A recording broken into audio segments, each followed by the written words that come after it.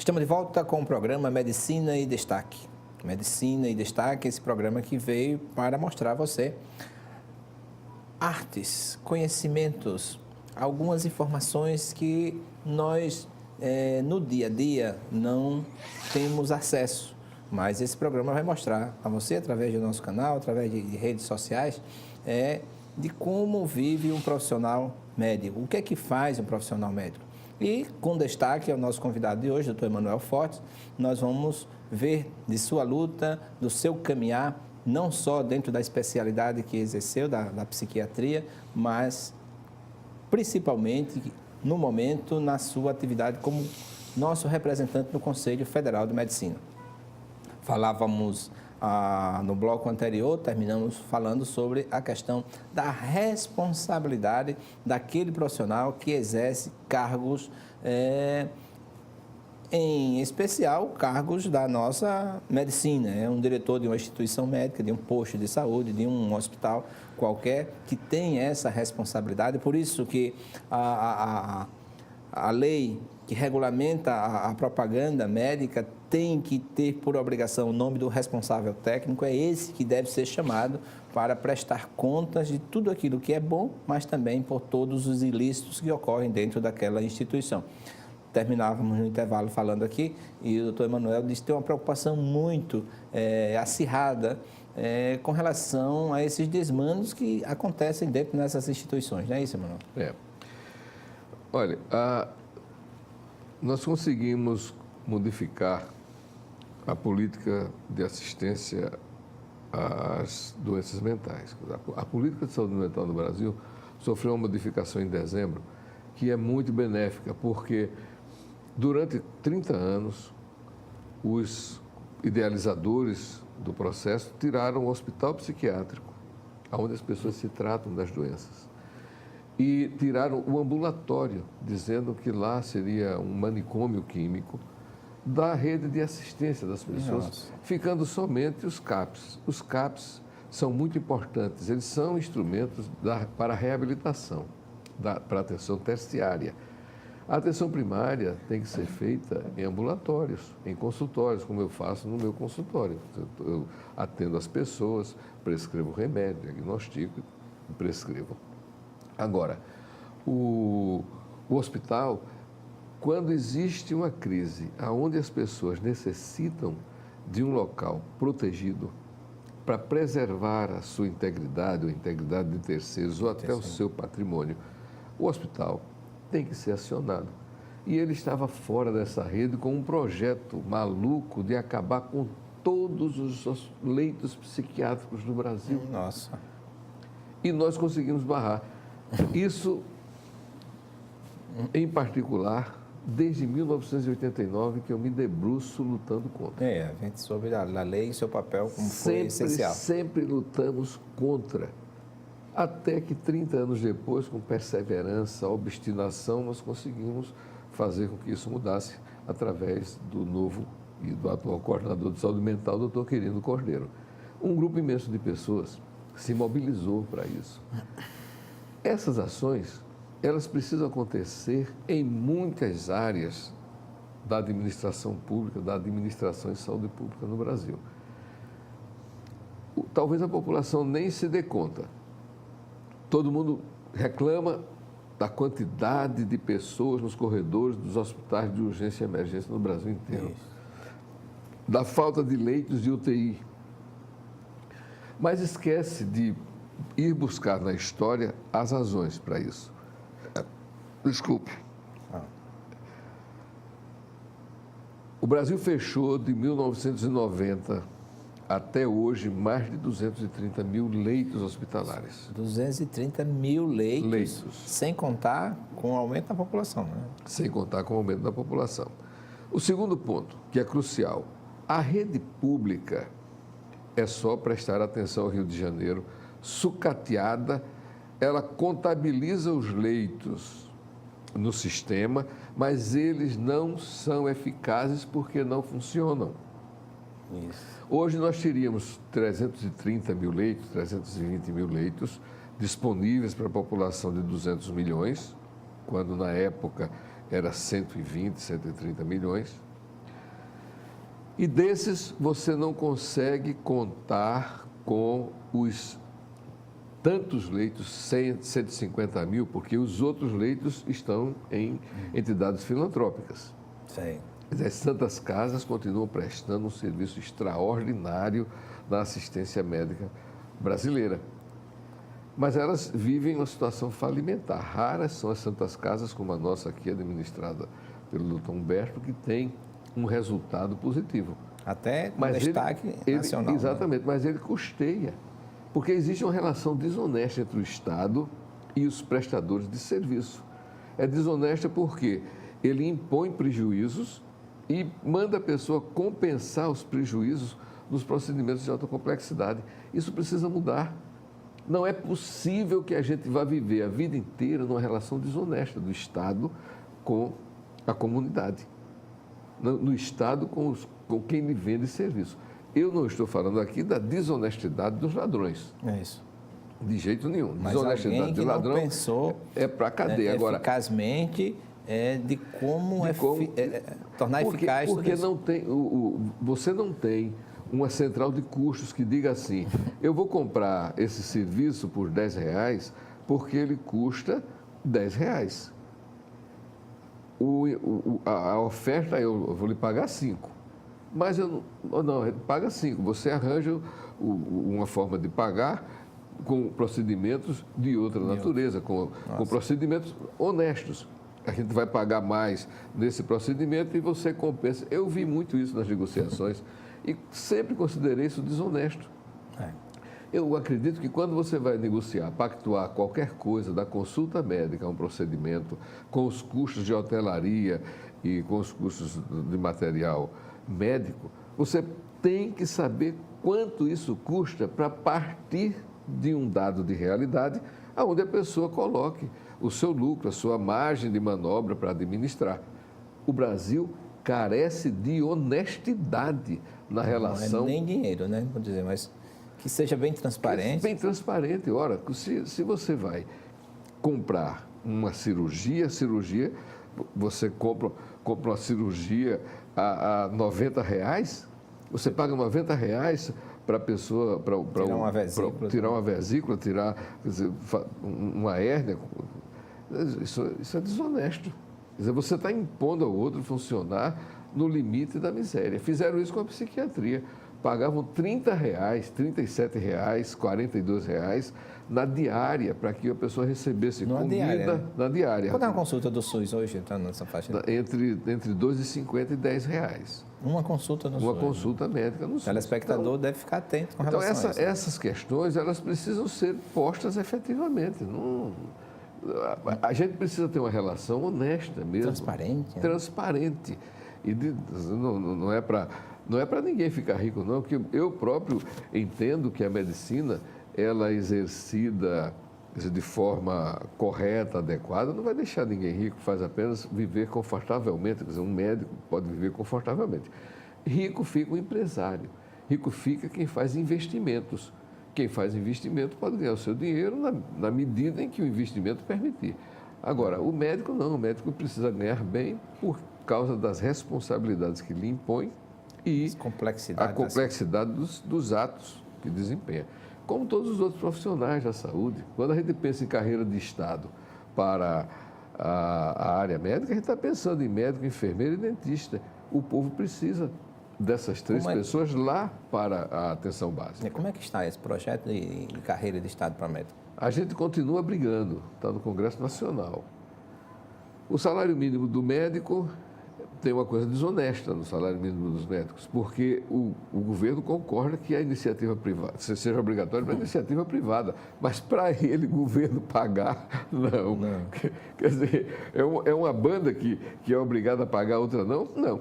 Se tiver o salário mínimo para os médicos, tem que ser para a iniciativa privada e tem que ser para o público, para os contratos públicos também, com toda certeza. Isso é bom.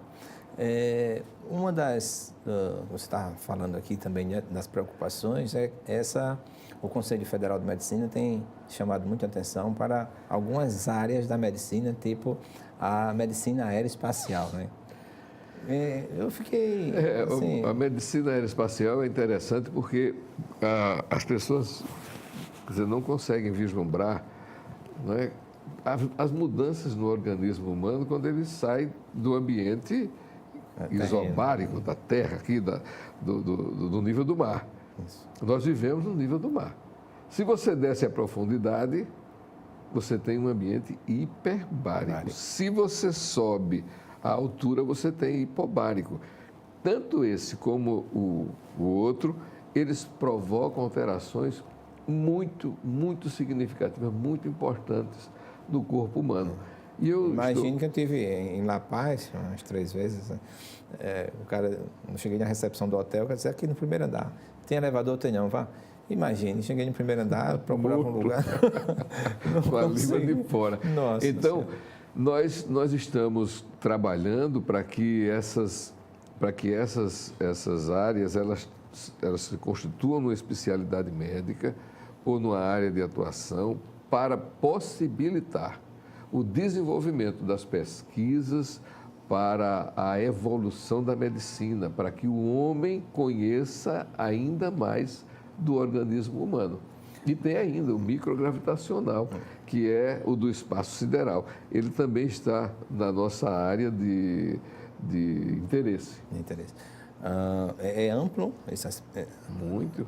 mas também fica um tanto quanto na relação de um médico passageiro em uma aeronave que alguém se sente mal. É discutido isso também, né? Olha, nós discutimos essa questão é sempre controversa, porque algumas pessoas entendem que esse atendimento é humanitário, é feito num caráter assim, de urgência, e que esse atendimento não deveria ser pago. Uma outra parcela também de pessoas acha que a companhia aérea deveria fazer a remuneração. Alguns pleiteiam que tenha médico contratado pela companhia aérea para viajar. Outros que façam uma consulta à distância para orientar. E o Conselho Federal de Medicina, ele disciplina essa matéria. Pode sim ter uma consultoria à distância, mas não pode ser como algumas companhias fazem no exterior, tem que ser com o médico brasileiro. Isso. Botar médico a bordo de cada avião seria praticamente impossível, né?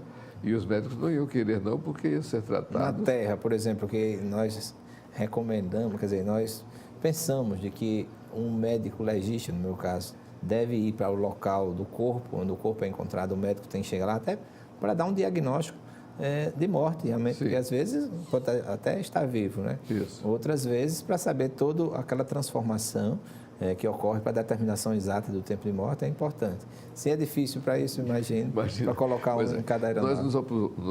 Nós fizemos oposição a essa ideia. Agora, com relação ao atendimento a bordo, tem prevalecido a ideia do bom samaritano. Essa é uma regra que mundialmente é utilizada. A pessoa não é obrigada a atender se não quiser, mas tem uma complicação. As leis de todos os países dizem que se você tem a condição e se omite, você pode responder por isso. Isso. Então, pelo menos, faça até onde o seu limite. Faça até o seu limite. E nós entendemos que quando se trata de outro ser, de um ser humano, e quando se trata até de salvar um animal numa situação de aflição, a gente precisa ter desprendimento para fazer vontade, isso. iniciativa própria. Claro. Eu digo que eu atendi uma certa vez, no avião no antigo VASP, e teve um chamado, e a aeromoça perguntou, e eu me identifiquei, né? Chamar a atenção que nem todo médico é urgentista, né? Eu como legista, mas eu tenho uma experiência assim, de clínica médica, 16 anos, 20 anos, trabalhei como urgentista. E atendi, mas o voo era para Maceió, que fazia escala em Aracaju.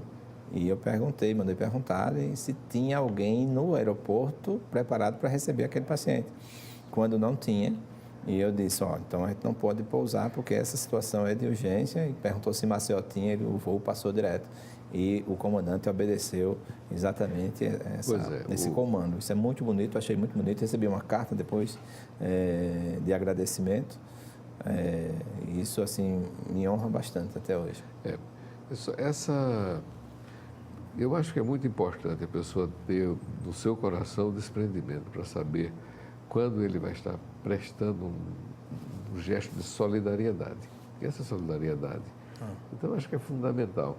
A gente está, quer dizer, tem um novo Código Aeronáutico, a gente está fazendo gestões para que algumas questões sejam postas, principalmente a obrigatoriedade de termos nos aeroportos os postos para atendimento médico, porque, por incrível que pareça, quando nós analisamos o novo Código Aeronáutico, tinha todos os cuidados para os animais, tinha todos os cuidados para as plantas, mas não tinha para o ser humano. Para o ser humano, não. Pois é, e nós modéstia à parte, coordenando a Câmara Técnica, nós conseguimos inserir na lei a obrigatoriedade de ter infraestrutura para atendimento ao ser humano. Incomoda também a questão de medicina no esporte, né? Eu vi sua preocupação naquela...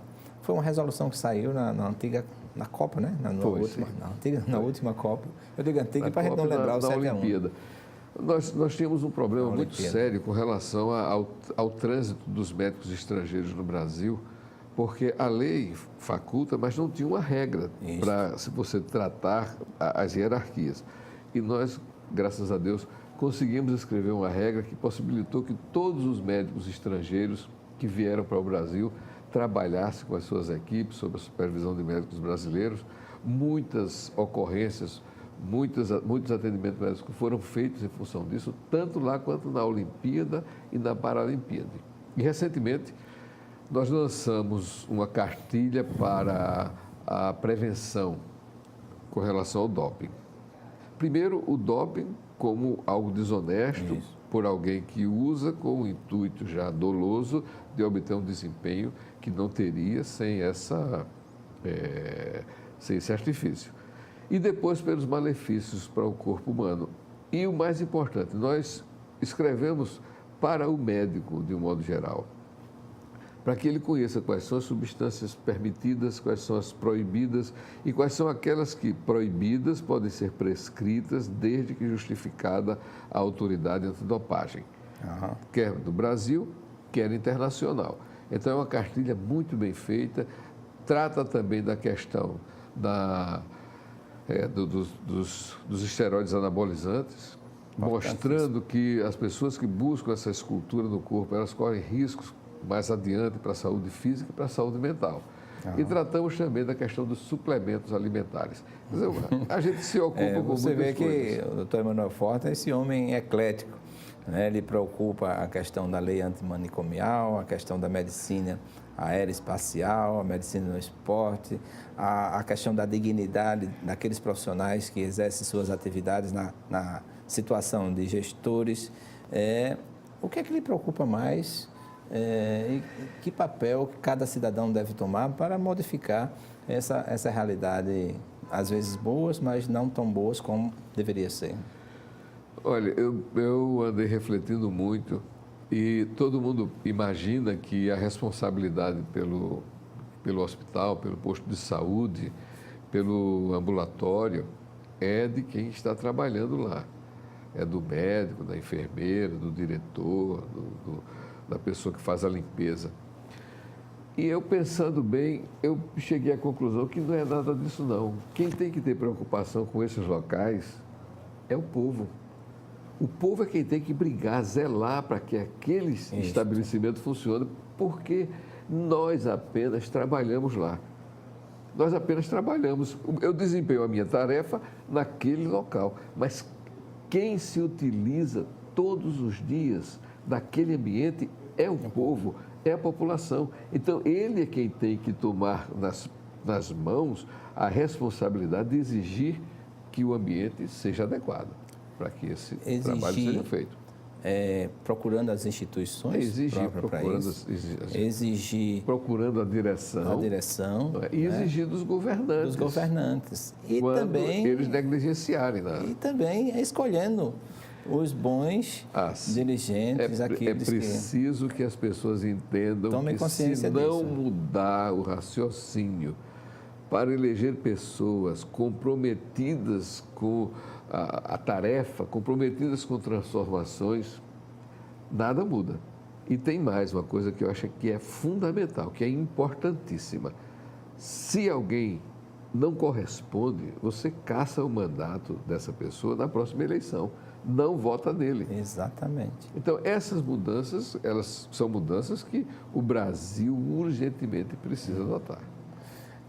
Eu já vi nessas suas palavras uma preocupação de que o cidadão tem que tomar consciência de que é não só gritar, fazer alarde, mas cumprir o seu verdadeiro papel como cidadão, exigindo, colaborando em si também, porque às vezes nós vamos para aquele ambiente simplesmente para causar o mal, né? Para subtrair algumas, às vezes um lápis, um papel, né? Uma ampola, né? Denúncias de alguém traficando dolantina por aí recentemente nos noticiários. Então, a gente vê que isso não é uma construção de um cidadão de uma cognição normal. Não é, né? olha. Mas, assim, eu queria que você deixasse uma mensagem, Manuel, assim, de um papel que deve ter cada cidadão, em cada ato seu, para que a gente possa realmente transformar essa realidade posta e dando a esse país uma nova direção, pessoas que tenham uma responsabilidade, principalmente com a segurança, com o bem-estar, mas, em cima de tudo, com essa saúde que anda assim, a gente vê, nós vemos, né? Falei até como nordestino aqui, bem da terra mesmo, com a questão da lei dos mais médicos, né? E como a gente tem uma consciência, a gente vê que não é só o cidadão, mas que é alguém que está lá em cima, que do seu gabinete ele transforma toda essa realidade. Que eu acredito que toda essa construção da saúde pública, você citou, quando nós tínhamos aquelas instituições federais que governavam, mas foi para o ralo e hoje você não sabe quem manda, quem paga é o povo, né? Quem obedece e quem faz essa saúde valer. Olha, o Brasil não se planeja para frente. O Brasil está sempre administrando a última crise. E isso é uma coisa que tem me incomodado particularmente. Isso. Porque nós estamos num ano em que as pessoas precisam refletir sobre o país, pensar nas soluções que podem ser adotadas. E todos os dias tem uma crise impedindo as pessoas de refletir sobre esse futuro. Então, nós precisamos, o povo brasileiro precisa compreender que até pode resolver a questão urgente, imediata, mas nós precisamos pensar a nação para daqui a 50 anos, como diz o grande doutor Emerson Casado. Doutor Emerson Casado, que é um exemplo vivo da obstinação, com uma doença incapacitante. Ele esteve no Conselho Federal de Medicina semana passada e deixou todos os conselheiros impressionados com a vitalidade, com a clareza de raciocínio e com as propostas que tem.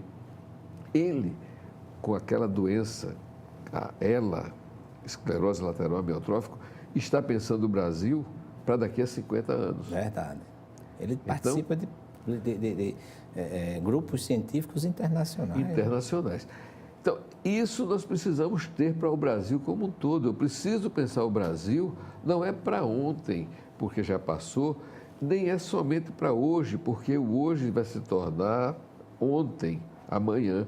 Nós precisamos pensar o Brasil lá para frente e ter paciência e obstinação para promover essa transformação, reescrevendo o Brasil, reescrevendo as leis brasileiras. Eu tenho que agradecer ao eminente professor Manuel Forte pela sua participação no nosso programa, dizer que as portas estão sempre abertas para que você possa voltar outras vezes, fazer uma referência também, já que o senhor citou, mas é um motivo de muita honra citar o Emerson Casado. Já tive algumas vezes com ele lá, participando de uns momentos assim muito bonitos e digo a você, Emanuel, muito precisa ser construído para esse país. E são pessoas assim, do seu quilate, da sua envergadura, da sua coragem, que com certeza irá transformar esse país sem citar que cada um cidadão é esse instrumento de modificação para um país que a gente deseja. Muito obrigado. Obrigado, Gerson. Parabéns. Obrigado.